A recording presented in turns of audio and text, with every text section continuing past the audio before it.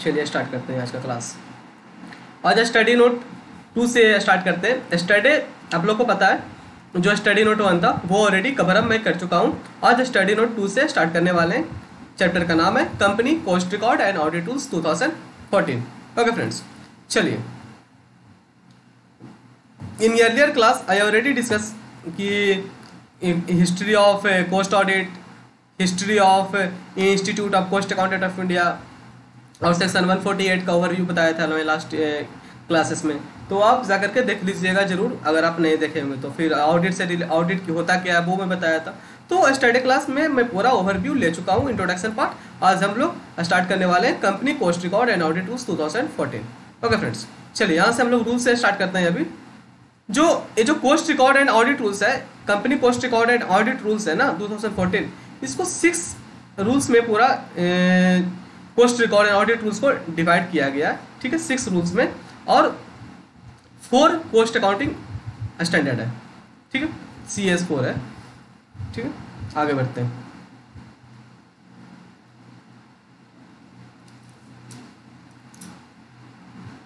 And analysis और dramatic presentation, यहाँ पे हम लोग पूरा फॉर्मेट मतलब कि पूरा कॉलम वाइज दिया हुआ है। चलिए स्टार्ट करते हैं। रूल 1 क्या बोलता है? रूल 1 है शॉर्ट टाइटल एंड कमेंसमेंट। ठीक है, short title and commencement generally आप पढ़ते होंगे। आप कितना सारा लॉ पढ़े, आप फाइनल में आ गए, आप लॉ पढ़ते होंगे तो उसमें क्या होता है ना, कितना भी लॉ पढ़ेंगे उसमें देखते हैं कि जो सेक्शन 1 होता है वो अप्लीकेबिलिटी का होता है। जो सेक्शन 1 होता है वो अप्लीकेबिलिटी का होता है, और जो सेक्शन 2 होता है वो डेफिनेशन का होता है। जनरली आप इतना पढ़े होंगे तो आप जरूर गौर किए होंगे। ठीक है, नोटिस किए होंगे।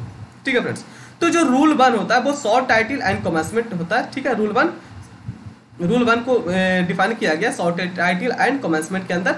ठीक है, और इसमें जो लिखा गया है समरी में यहाँ पे लिखा हुआ है कि this rules that means company cost record and audit rules may be called company cost record and audit rules 2014। Okay, इसको कॉस्ट रूल को बोला जाता है company cost record and audit rules 2014। ठीक है, इंपॉर्टेंट यहाँ पे ये है कि they shall come into force on the date of publication official gazette. कब वो लागू हुआ भारत में? 30/6/2014। ठीक है, 30 जून 2014 को लागू हुआ। ठीक है, 30 जून 2014। ओके फ्रेंड्स, आगे बढ़ते हैं। रूल 2, जो रूल 2 है ना वो है डेफिनेशन। ठीक है, रूल 2 में डेफिनेशन दिया हुआ है। In this rules defined various points, जैसे वेरियस पॉइंट्स दैट मीन्स आपको एक्ट को डिफाइन किया गया। जैसे एक्ट मतलब कि कौन सा एक्ट में cost record and audit tools को डिफाइन किया गया है, तो है कंपनी एक्ट 2013। जैसे कि सेंट्रल एक्साइज टैरिफ एक्ट, सीटा, इसको सीटा मतलब ये तो अब नहीं रहा, पहले एक एक्साइज एक्ट था। ठीक है, एक्साइज ड्यूटी, तो एक्साइज ड्यूटी जो था ना वो इनडायरेक्ट टैक्सेस था, तो उसमें एक सीटा हेडिंग होता था, सेंट्रल एक्साइज टैरिफ एक्ट। इसमें ये होता था ना कि जितना जो सीटा में जितना मेंशन रहता था ना टैक्स रेट, उतना ही एक्साइज ड्यूटी लगता था। ठीक है, जीएसटी रेट मीन्स जीएसटी उसके जगह पे आया। जैसे जीएसटी क्या है कि पहले सर्विस टैक्स था, एक्साइज ड्यूटी था, वैट था, सीएसटी था, तो उसके जगह पे अब जीएसटी आ चुका है। ठीक है फ्रेंड्स, तो पहले ना एक्साइज ड्यूटी में ना सीटा हेडिंग होता था, और सीटा हेडिंग के अंदर मेंशन होता था कि कितना रेट लगने वाला है। ठीक है, कौन सा कैटेगरी में आता है। ठीक है, अब एग्जिस्ट नहीं करता, पर हाँ अभी भी कुछ केसेस ऐसा है, कुछ ऐसा प्रोडक्ट है जिसमें कि अभी भी सेंट्रल एक्साइज ड्यूटी लगता है। जैसे कि पेट्रोलियम प्रोडक्ट है ना, उस पर अभी भी सेंट्रल एक्साइज ड्यूटी लगता है। ठीक है, जैसे कि ये सब डेफिनेशन में दिया हुआ है। फिर कॉस्ट अकाउंटेंट इन प्रैक्टिस क्या होता है उसका डेफिनेशन है। कॉस्ट ऑडिटर है, कॉस्ट ऑडिट रिपोर्ट है, कॉस्ट रिकॉर्ड है, फिर फॉर्म है, इंस्टीट्यूट है। तो ये सब पूरा चीज़ को इंस्टीट्यूट मतलब institute of cost accountant of India. ठीक है, तो कॉस्ट रिकॉर्ड क्या होता है, कॉस्ट ऑडिट रिपोर्ट क्या होता है, टोटल का डेफिनेशन दिया हुआ है। हम लोग आगे डिस्कस करने वाले हैं। ठीक है, चलिए आगे बढ़ते हैं। रूल 1 इज, हाँ most important, you have to remember the rule number also. Okay, जैसे रूल 1 क्या होता है, short title and commencement. Rule 2 क्या होता है, डेफिनेशन। रूल 3 क्या होता है, एप्लीकेशन ऑफ कॉस्ट रिकॉर्ड। ठीक है, रूल 3 हो गया एप्लीकेशन ऑफ कॉस्ट रिकॉर्ड। ठीक है, एप्लीकेशन ऑफ कॉस्ट रिकॉर्ड। तो जैसे कि एप्लीकेशन ऑफ कॉस्ट रिकॉर्ड में 2 कैटेगरी में आपका जो टोटल कंपनी है ना, इसको 2 कैटेगरी में इसको डिवाइड किया गया है। ठीक है, तो जो 2 कैटेगरी में डिवाइड किया गया है, तो first of all is regulated sector and second one is non regulated sector. ठीक है, total company is divided into 2 sectors, one is regulated sector and another one is non regulated sector. ठीक है, non regulated and non regulated sector have been retained and a general threshold turnover है 35 करोड़ और more, ठीक है। जो turnover होता है ना, ये जो रेगुलेटेड सेक्टर है चाहे नॉन रेगुलेटेड सेक्टर है, इसका जो लास्ट प्रीसीडिंग फाइनेंशियल ईयर में जिसका जो टर्नओवर है वो 35 करोड़ और मोर होना चाहिए, तभी जाकर के उस कंपनी का कॉस्ट रिकॉर्ड बनाना पड़ता है, ठीक है। टर्नओवर ऑफ 35 करोड़ और more has been prescribed for company covered, ठीक है। Two category rate means regulated sector and non regulated sector. जो जितना भी जो कंपनी है ना इंडिया में, उसको दो कैटेगरी में डिवाइड किया गया, एक होता है रेगुलेटेड, एक होता है नॉन रेगुलेटेड। अब तो रेगुलेटेड क्या होता है पूछेगा, बताओ रेगुलेटेड क्या होता है। Regulated that means those company which are very necessary provided product in the market. मतलब जैसे कि जो कंपनी होता है ना कि जो नेसेसरी प्रोडक्ट ही बनाता है, जिसकी जरूरत है लोगों को, नेसेसिटी है, उसके बिना लोग जी नहीं सकते हैं। तो क्या क्या ऐसा चीज है जो कि जिसके बिना लोग जी नहीं सकते। जैसे देखिए, first one is electricity, petroleum, sugar and industrial alcohol, drugs and pharmaceutics. तो ऐसा कुछ ऐसा प्रोडक्ट है जिसके बिना लोग को जीना थोड़ा मुश्किल है, तो ये सबको रेगुलेटेड सेक्टर में रखा गया। तो रेगुलेटेड सेक्टर में रखे जाने का रीजन क्या होता है ना कि रेगुलेटेड सेक्टर में अगर ये सब प्रोडक्ट को अगर रखा गया है तो इससे ये होता है कि इसका जो प्राइस जो डिसाइड करेगा वो जो कंपनी है, सिर्फ कंपनी ही नहीं डिसाइड करेगा, इसका जो प्राइस का डिसाइड किया जाएगा तो वो गवर्नमेंट डिसाइड करेगा, क्योंकि ये पूरा चीज डिपेंड करता है, पूरा सोसाइटी, पूरा अपना इंडिया का पूरा पीपल कैसे उसको परचेस कर पाएंगे या नहीं करेंगे। तो इसलिए गवर्नमेंट उन लोगों का प्राइस डिसाइड करता है। वो सब चीज को रेगुलेटेड सेक्टर में रखा गया है, ठीक है फ्रेंड्स। अब आते हैं non regulated sector. Non regulated sector that means कि जिसमें लोगों को थोड़ा प्राइस ऊपर नीचे भी हो जाता तो फर्क नहीं पड़ेगा, तो वो होता है नॉन रेगुलेटेड सेक्टर में, ठीक है friends. Have been retained as an result of turnover 35 crore और more has been prescribed for company cover, ठीक है। ये सब हो गया। ये जो 35 करोड़ है ना, वो प्रीसीडिंग फाइनेंशियल ईयर में अगर कंपनी का जो टर्नओवर क्रॉस कर जाता है तो इस साल उसको अपना कंपनी का कॉस्ट रिकॉर्ड मेंटेन करवाना पड़ेगा, ठीक है। इतना हो गया। उस पर आगे बढ़िए। यहाँ पे बोलता है कि माइक्रो एंटरप्राइज और a small enterprise as per MSMED मतलब micro small medium enterprise development act 2006, ठीक है, has been taken out of review. जैसे कि ये बोलता है कि जो MSME जो सेक्टर में जो कंपनी आता है उसको कॉस्ट रिकॉर्ड मेंटेन करना जरूरत नहीं है, मेंटेन करने की कोई जरूरत नहीं है MSME में जो आते हैं उन लोगों को, ठीक है। दैट मीन्स उनको कॉस्ट रिकॉर्ड मेंटेन करने की जरूरत नहीं है अगर वो 35 करोड़ से नीचे है तब। ये भी आप जान लीजिए, अगर ये MSME वाले भी अगर 35 करोड़ क्रॉस कर देता लास्ट ईयर में तब इसको भी कॉस्ट रिकॉर्ड मेंटेन करना पड़ेगा। ये बोला है MSME वाले को कि 35 करोड़ से नीचे है तो इसको मेंटेन करने की जरूरत नहीं है। दैट मीन्स क्या होता है ना कि कोई भी नॉर्मल अगर कंपनी है, अगर वो चाहता है कि अपना कंपनी का कॉस्ट रिकॉर्ड अगर मेंटेन करे, जिससे कि होता है कॉस्ट रिकॉर्ड अगर आप मेंटेन करिएगा तो आपका जो कंपनी का जो कॉस्टिंग का जो होता है तो सबको पता चलेगा कि हाँ कितना एक्सपेंडिचर कहाँ पे हो रहा है। तो कॉस्ट को रिडक्शन करने के लिए कॉस्ट रिकॉर्ड जनरली मेंटेन करता है कोई भी कंपनी करता है तो, ठीक है। तो वो वॉलंटरीली भी कर सकता है, मतलब अगर उसका इच्छा करता है ना तो वो कर सकता है maintain. But in the case of micro small and medium enterprise act 2006 में लिखा गया कि जो MSME में जो सेक्टर में जो कंपनी आते हैं उन लोगों को कंपलसरी बोला गया है कि अगर तुम्हारा 35 करोड़ से नीचे अगर तुम्हारा टर्नओवर होता है लास्ट प्रीसीडिंग फाइनेंशियल ईयर में तब तुम नहीं जब मैं कॉस्ट रिकॉर्ड तुम मेंटेन नहीं कर सकते। ऐसे तुम छोटा सा बच्चा सा कंपनी हो तुम और एक्सपेंडिचर करोगे, कॉस्ट रिकॉर्ड बनाओगे, उसके लिए अकाउंटेंट रखोगे, उसको उसका सैलरी दोगे, उसका अदर अलाउंसेस दोगे, क्या मतलब नहीं बनता है। तो इसलिए गवर्नमेंट इसको थोड़ा सा रिस्ट्रिक्टेड किया गया। बट ये जो MSME सेक्टर वाले जो कंपनी है वो लास्ट प्रीसीडिंग फाइनेंशियल में अगर टर्नओवर का जो लिमिट है वो अगर क्रॉस कर देता है 35 करोड़ तो फिर उसको भी इस साल कॉस्ट रिकॉर्ड मेंटेन कराना जरूरी होगा। ये पॉइंट में जो बताया अभी बहुत ही इंपॉर्टेंट बताया है, एक बार फिर से सुनिएगा, ठीक है। एक्सेप्शनल केसेस में है बट एक बार जरूर सुनिएगा उसको, बहुत ही इंपॉर्टेंट पॉइंट मैं वहाँ पे बताऊँ उसका, अगर आपको केस स्टडी भी एग्जाम में आ सकता है, ठीक है फ्रेंड्स। आगे बढ़ते हैं रूल 3 में, डायग्रामेटिक रिप्रेजेंटेशन में आते हैं। रूल 3 में इसमें क्या बोलता है ना आपको, applicability for maintenance of cost record, ठीक है। Applicability for maintenance of cost record, ये जो रूल 3 ही हम लोग अभी कर रहे हैं, एप्लीकेशन ऑफ कॉस्ट रिकॉर्ड में ही हम लोग अभी भी है। Applicability for maintenance of cost record, इसमें होता है क्या होता है ना कि जो क्या बताया आपको, जो कॉस्ट रिकॉर्ड होता है वो मेंटेन करना होता है, चाहे आपका कंपनी रेगुलेटेड सेक्टर में आए चाहे फिर नॉन रेगुलेटेड सेक्टर में आए, ठीक है। First of all you have to know that company regulated हो चाहे नॉन रेगुलेटेड हो, डजंट मैटर, अगर उसका पिछला साल का अगर जो टर्नओवर लिमिट है वो 35 करोड़ क्रॉस कर जाता है तो उसको इस साल कॉस्ट रिकॉर्ड मेंटेन करना पड़ता है अपना कंपनी में, ठीक है। तो फिर ये बोलता है कि इस पूरा एकदम चार्ट में बना के दिया आपको, डायग्रामेटिक रिप्रेजेंटेशन में देखिए बना के दिया, इजी आपको अंडरस्टैंडिंग के लिए डायग्रामेटिक रिप्रेजेंटेशन बनाया जाता है, ठीक है। यहाँ पे देखिए आपको दिखा है कि applicability for maintenance of cost record, domestic company हो चाहे फॉरेन कंपनी हो, डोमेस्टिक कंपनी हो चाहे फॉरेन कंपनी हो, आपको कॉस्ट रिकॉर्ड मेंटेन करना पड़ेगा। अगर लास्ट प्रीसीडिंग फाइनेंशियल ईयर में 35 करोड़ या उससे ज्यादा अगर टर्नओवर क्रॉस कर जाता है तो फिर आपको कॉस्ट रिकॉर्ड मेंटेन करना होता है। तो जैसे डोमेस्टिक कंपनी क्या होता है? Domestic company means that company which are registered in India as per India company act 2013, ठीक है, या उसका जो प्रीवियस कंपनी लॉ था जो 1956 में था, तो वो इंडियन कंपनी मतलब इंडिया मतलब डोमेस्टिक कंपनी हुआ है, ठीक है फ्रेंड्स। अब फॉरेन कंपनी क्या होता है? फॉरेन कंपनी को डिफाइन किया गया section 2 clause 42 of the company act 2013 में।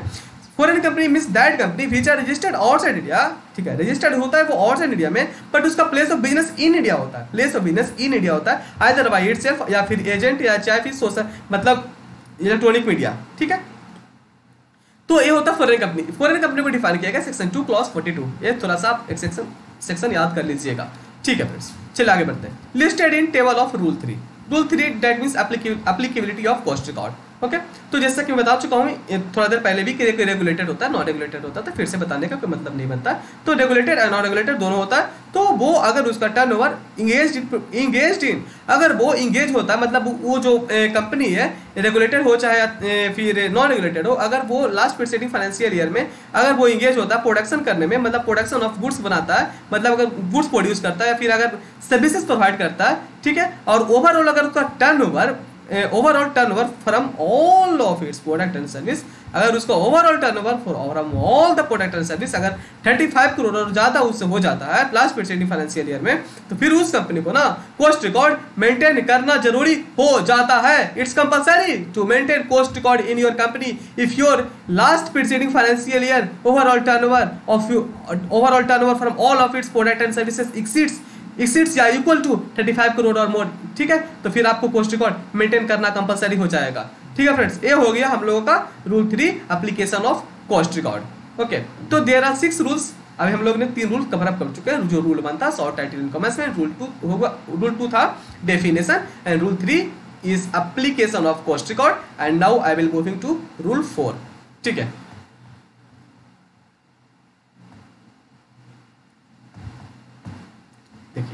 जो रूल 4 है ना, रूल 4 बोलता है एप्लीकेबिलिटी फॉर कॉस्ट ऑडिट। देखिए एक कॉस्ट रिकॉर्ड मेंटेन करना और cost audit both are different, ठीक है। Applicability for cost record and applicability for cost audit both are different their turnover limit also, okay. तो रूल 3 बोलता है applicability for cost record and rule 4 बोलता है applicability for cost audit, okay. तो rule 4 बोलता है एप्लीकेबिलिटी फॉर कॉस्ट ऑडिट। इसमें बोलता है आपको कि इवन फॉर रेगुलेटेड सेक्टर इसमें क्या होता है ना कि एप्लीकेबिलिटी फॉर कॉस्ट ऑडिट में कि जो रेगुलेटेड सेक्टर में जो आते हैं कुछ कंपनी आते हैं, जिसमें ऑलरेडी मैं बता चुका हूं आप लोगों को कि in regulated sector it comprises of 6 companies, ठीक है, 6 types of company which are providing goods या सर्विसेज, ठीक है, गुड्स है, ठीक है। इवन फॉर रेगुलेटेड सेक्टर, जैसे रेगुलेटेड सेक्टर में क्या क्या आता है? टेलीकम्युनिकेशन, तो वो जो टेलीकम्युनिकेशन जो हम लोग का जो मोबाइल फोन यूज करते हैं ना, जियो, एयरटेल, वोडा, तो ये सब टेलीकम्युनिकेशन ये सब रेगुलेटेड सेक्टर में आता है। क्योंकि ये सब का जो प्राइस जो डिसाइड होता है ना, प्राइस जो ये सब जो कंपनी खुद तो डिसाइड करते हैं ये, बट डिसाइड करने के पहले एक बार गवर्नमेंट से पूछ लेता है। तो गवर्नमेंट दैट मीन्स ट्राई मतलब होता है telecom regulatory authority of India. That means एक रेगुलेटरी बॉडी बनाया गया है कि जो कि टेलीकम्युनिकेशन इंडस्ट्री को देखता है, वो गवर्नमेंट का ही होता है, ठीक है। हर एक चीज ये जो भी होता है ना, हर एक चीज, तो जैसे देखिए इलेक्ट्रिसिटी है तो इलेक्ट्रिसिटी का भी एक अलग एक्ट बनाया गया है। जैसे एक इंश्योरेंस है तो इंश्योरेंस का भी क्या होता है कि इंश्योरेंस का भी एक रेगुलेटरी बॉडी बनाया गया कि जिससे कि वो एक बॉडी है वो उसको देख रेख करता है, IRDA। तो इसलिए ना टेलीकम्युनिकेशन का एक रेगुलेटरी बॉडी बनाया गया कि वो हमेशा देख रेख में रहेगा कि कहीं जियो तो अपना प्राइस को ज़्यादा बढ़ा तो नहीं दिया, कहीं एयरटेल अपना प्राइस को कम तो नहीं कर दिया कस्टमर को लेने के लिए। तो ये सब वो सब देखते रहता है, ठीक है। तो ये सब रेगुलेटेड सेक्टर में रखा गया है। Even for regulated sector like telecommunication आता है रेगुलेटेड सेक्टर में, इलेक्ट्रिसिटी आता है, पेट्रोलियम आता है, ड्रग्स, पेट्रोलियम आता है, पेट्रोलियम एंड गैस आता है, फिर उसके बाद आता है ड्रग्स एंड फार्मा, फिर उसके बाद आता है फर्टिलाइजर एंड शुगर। ठीक है फ्रेंड्स, ये सब जो इतना जो चीज हम लोग डिस्कस किए, ये सभी चीज रेगुलेटेड सेक्टर में आता है। ठीक है, तो फिर cost audit requirement, cost audit requirement has been made subject to turnover based threshold limit of 50 crore for all the product and service.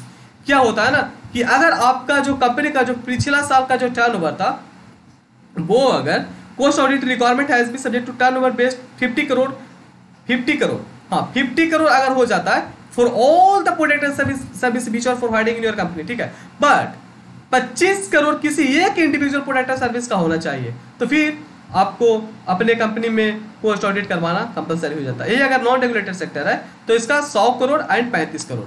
ठीक है, 100 crore for overall turnover of the company and 35 crore for individual product and services which are provided. ठीक है, तो सिर्फ जो individual product and service जो cross करता है ना, सिर्फ उसी का ऑडिट होता है, कोस्ट ऑडिट होता है। ठीक है, देखिए यहाँ पे आपको डायग्रामेटिक रिप्रेजेंटेशन दिया हुआ है, जिससे रूल 3 दिया हुआ था, तो ऐसे ही रूल 4 में भी दिया हुआ है। Rule 4 diagrammatic representation, applicability of cost audit. ठीक है, applicability of cost audit, 1 minute, it's not highlighting,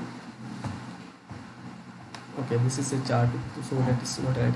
applicability of cost audit, जैसे देखिए एप्लीकेबिलिटी ऑफ कोस्ट ऑडिट में रूल 4 में दिया हुआ है, इसमें रेगुलेटरी सेक्टर है एंड फिर नॉन रेगुलेटरी सेक्टर है। ठीक है, इसमें देखिए रेगुलेटरी सेक्टर हम लोग पहले देखते हैं कि overall annual turnover during the immediately preceding financial year 50 crore.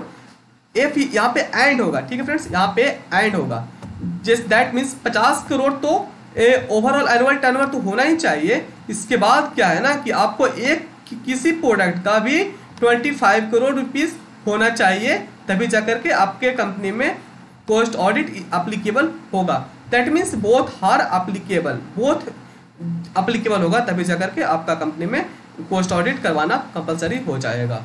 ठीक है, तो जैसे देखिए यहाँ पे ओवरऑल एनुअल टर्नओवर में 100 करोड़ होगा ओवरऑल एनुअल टर्नओवर, फिर आपको जो इंडिविजुअल प्रोडक्ट एंड सर्विस है इसमें आपको 35 करोड़ रुपीस होना चाहिए, तब जाकर के आपके कंपनी के ऊपर कोस्ट ऑडिट एप्लीकेबल हो जाएगा। ठीक है फ्रेंड्स, तो ये हो गया कोस्ट ऑडिट एप्लीकेबिलिटी का। अब हम लोग आते हैं,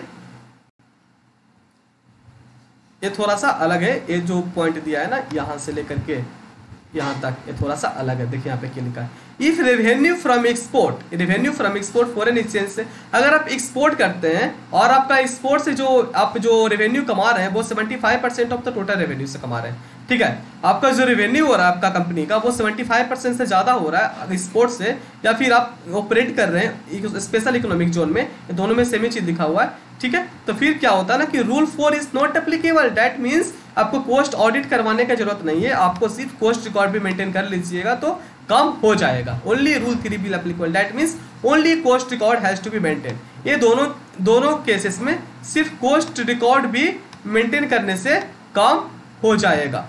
ठीक है,